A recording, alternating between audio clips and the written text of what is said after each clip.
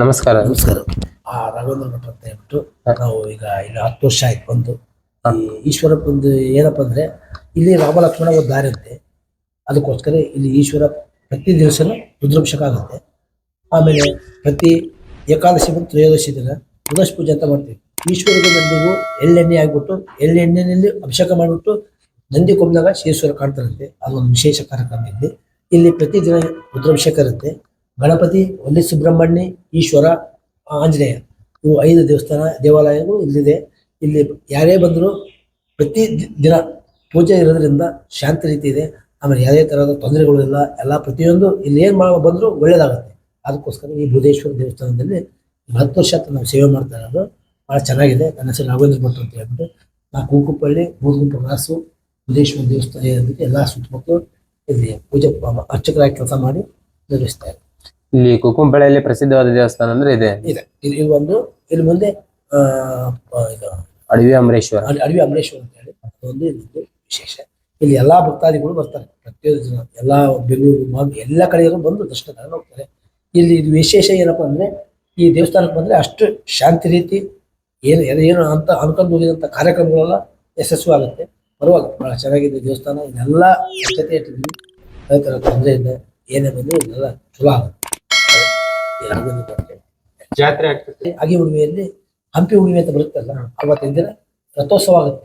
ಇಲ್ಲಿ ದೇವಿಯನ್ನು ಒಳಗಡೆ ಇಟ್ಕೊಂಡ್ಬಿಟ್ಟು ರಥೋತ್ಸವ ಸುತ್ತಲೂ ರಥೋತ್ಸವ ಮಾಡಿಬಿಟ್ಟು ಆಮೇಲೆ ನವರಾತ್ರಿಯಲ್ಲಿ 9 ದಿನ ಇಲ್ಲಿ ನಮ್ಮ HRG ಅವರ ಬಂದ್ಬಿಟ್ಟು ಚಂಡಿ ಹೋಮ, ಆಮೇಲೆ ಗಣಪತಿ ಹೋಮ, ಮಂತ್ರಾಲಯಗಳಿಗೆ 5 ಲಕ್ಷ ರೂಪಾಯಿ ಮತ್ತೆ ಭವಿಸ್ವಾಮಿಗೆ 5 ಲಕ್ಷ ರೂಪಾಯಿ ಕೊಟ್ಟು ಅವರು ಹುಟ್ಟಿದ ಹಬ್ಬ ಮಾಡ್ಕೊಂಡು ಪ್ರತಿ ನವರಾತ್ರಿ 9 ದಿನ ಇಲ್ಲೇ ಇರ್ತಾರೆ. ಎಷ್ಟು ದಿನ? 9 ದಿನ ಗವಿಸ್ವಾಮಿ ಮತ್ತು ವಾರ್ಷಿ ದಿನ ಬಂದು ಪಾದ ಪೂಜೆ ಮಾಡಿ 5 ಲಕ್ಷ ಚೆಕ್ ತಗೊಂಡು ಹೋಗ್ತಾರೆ. ಅವ್ರ ತಗೊಂಡು ಕೊಡ್ತೀವಿ ಅಂತ ಹೇಳಿದ್ರು. 5ನೇ ವರ್ಷ ಇದೆ ಈಗ ಪ್ರತಿಷ್ಠಾಪನೆ ಆಗಿ. ಇವರು HRG ರಾಮುಲು ಅವರಿಗೆ ಇದು ಒಂದು ದೊಡ್ಡ ಕೆರೆ ಅಂತೆ. ಇಲ್ಲಿ ಬಂದು ರಾಮ ಲಕ್ಷ್ಮಣ ಅವರು ಸ್ನಾನ ಮಾಡ್ಬೇಕಾದ್ರೆ ಕೈಯಲ್ಲಿ ಈಶ್ವರ ಬಂತಾರೆ.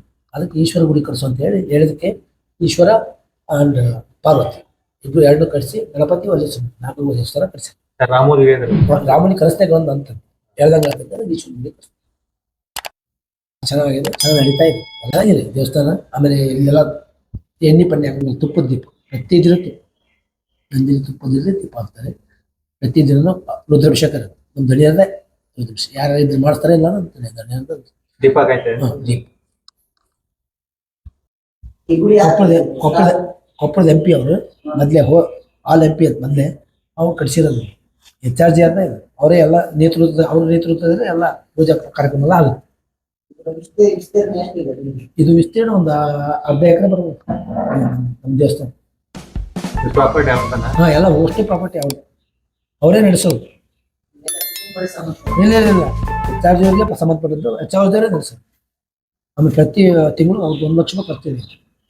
ಪ್ರತಿ ಎಲ್ಲ ಅಷ್ಟು ನಡೆಸೋದಾಗ ಎಲ್ಲ ಅವರೇ ಮೇಂಟೈನ್, ದಣಿಯವರೇ ಮೇಂಟೈನ್. ಗೊತ್ತಿಲ್ಲ ಅವ್ರದ್ದೇ ಅಂತಾರೆ.